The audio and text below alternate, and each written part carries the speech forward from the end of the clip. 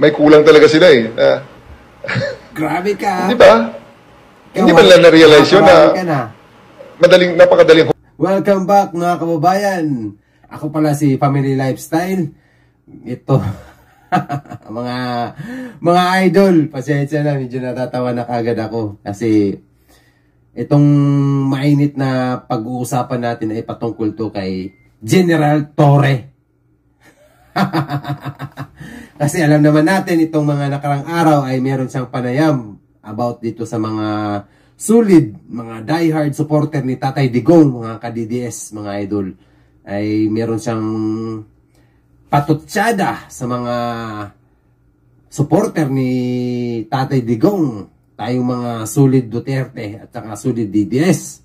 Kaya bago ako mag-react, panoorin muna natin to kasi medyo maganda itong sinabi niya patungkol sa atin. Kaya panoorin natin. Tara, let's go. Kasi talaga, makikita mo naman yung mga posters na yan eh. We have our social media exploitation. We have our social media analysis also.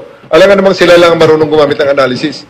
Ang mga pinaka-viral dyan na mga pinaka-vitriolic na mga posters dyan, makikita mo naman ang laman anti-government propaganda at talagang tunay na mga DDS at sila mismo na nagsasabi. Di ba? Yung mga nag-viral daw na mga video dito sa, alam naman natin mga idol, ay talagang mainit ang mga usapin ngayon pagdating dito sa issue natin about kay Tatay Digong at saka ito sa mga admin. Kasi ang nangyayari kasi ngayon ay mga parang, hindi naman parang bangayan na lang, patutsada lang na mga, kasi alam naman natin si Tatay Digong, doon nagsimula lahat yun eh, kay Tatay Digong na dinala nila sa Netherlands. Ang mga solid Duterte at mga solid diehard supporter ng mga Duterte, nananahimik lang yan, General Torre. Ibig sabihin, kaya lang siguro nag-viral yung mga video ng mga solid supporter ni Tatay Digong, ay talagang hindi ibig sabihin na patama sa mga o propaganda ng administrasyon, hindi ibig sabihin na parang antay na. Kami, o itong mga solid Duterte, mga diehard supporter ay nagre-react lamang. Kumbaga, kung ano yung nakikita natin, kung ano yung mga nakikita na mali, at saka itong mga kagaspangan, o itong mga namumuno na, alam naman natin na itong mga, pag nakaupo na kasi tayo dyan sa upuan, ay talagang iba na. Ngayon, kami mga solid Duterte talaga, nag-react lang kami patungkol ito kay Tatay. Doon nagsimula lahat yan.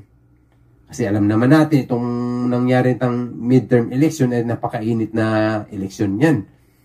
Bago nga nag-election, sakto-sakto, wala na si Tatay. Diba? Ang mga supporter ng mga Duterte ay talagang magre-react. Hindi ibig sabihin na anti-propaganda sa administrasyon.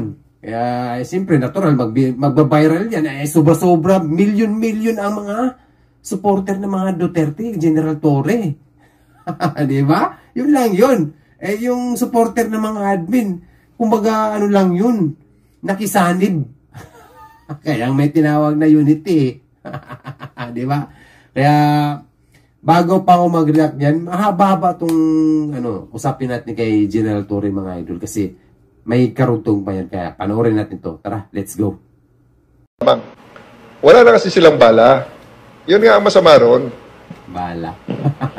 Wala na silang bala. Nauubusan na sila ng bala. Nauubusan na sila ng issue na itapon sa gobyernong ito. Kaya ayun, naghuhukay ngayon. Kaya lang nakalimutan yata nila. Talagang pinapakita lang talaga nila na medyo may kulang talaga sila eh. Sino kayo may kulang dito sa atin mo? General Torre. Alam nyo, General Torre, kahit hindi mga ka-DDS, talagang maraming supporter ang mga Duterte.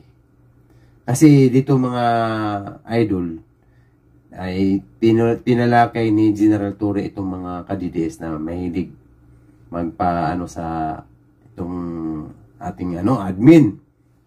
Tapos, parang pinapalabas na proud pa daw ang mga DDS sa mga nangyayari na about dito sa kanila na parang propaganda, something like that. Pero hindi naman ganun na, no, General Torre. Ang ano lang dyan, mag-react lang ako ha. Kasi base sa salaysay ni General Torre, kasi alam naman natin, tayong mga solid Duterte, mga diehard supporter na kay Tatay Digong, ay talagang proud talaga. Sobra. Kasi alam niyo kung bakit, General Torre. Kasi si Tatay Digong, alam naman natin lahat yan, ay malaki ang naambag sa ating bansa. Yun ang totoo. Kaya lalo siyang minamahal ng taong bayan.